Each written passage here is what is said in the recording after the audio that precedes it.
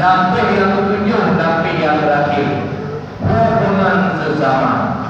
Kebenaran hubungan silaturahmi, ikatan persaudaraan.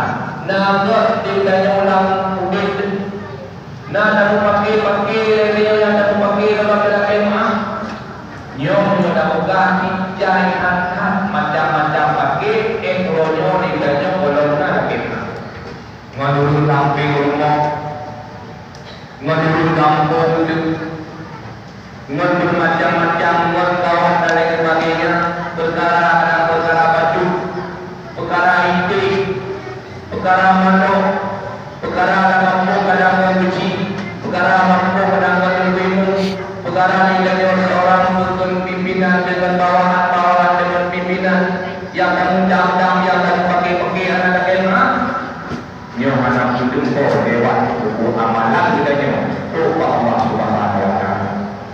Menyokong Allah jauh buku amalan dia saja. Karena Allah itu yang diimbalan bila amalan kita yang ada buku itu. Maka jamaah berbahagia. Mungkin Nabi bonus ya Allah Taala menterkadang padi-padi hidup jaga kemah. Adakah yang takut paut dengan diri manusia? Bukan, supaya buku amalan kerjanya itu diterima oleh Allah Subhanahu Wa Taala.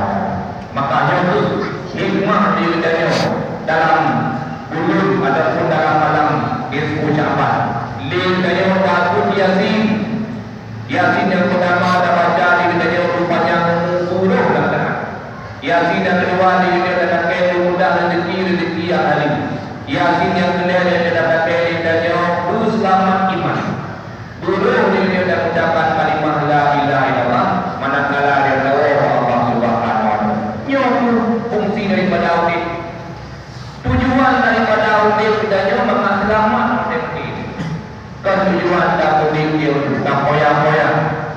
Untuk kamu ubah harta, untuk kamu raih pangkat, untuk diri lain sebagainya. Kan makna tujuan dia audit. Tujuan audit dia adalah untuk beribadah kepada Allah supaya mereka selamat di dalam Allah yang mati. Ulun selamat Allah mati. Kalau mengucapkan kalimat la ilaha illallah kan lewat di dalam utama surga. Nabi dia juga. So macam yang akhir kalanya bisa mengucapkan kalimat la ilaha illallah dah halal jannah. Kan mana bisa mengucapkan kalimat la ilaha illallah? Kan karena surga kita baca dia. Karena hubungan dalam diri beliau insan dengan pasien mengucapkan kalimah la ilaha illallah yang pertama perintah Allah Taala seperti sembahyang lupa, puasa lupa, zakat lupa masuk diikuti dengan diri dia mengucapkan kalimah la ilaha illallah. Nyo sembahyang dan puasa dan diri baca kalimah la ilaha illallah murad diri orang belah. Kalau kamu ucapkan kalimah la ilaha illallah kecuali nak urus Allah. Maka dilaulah dia berundak lagi lisan kita.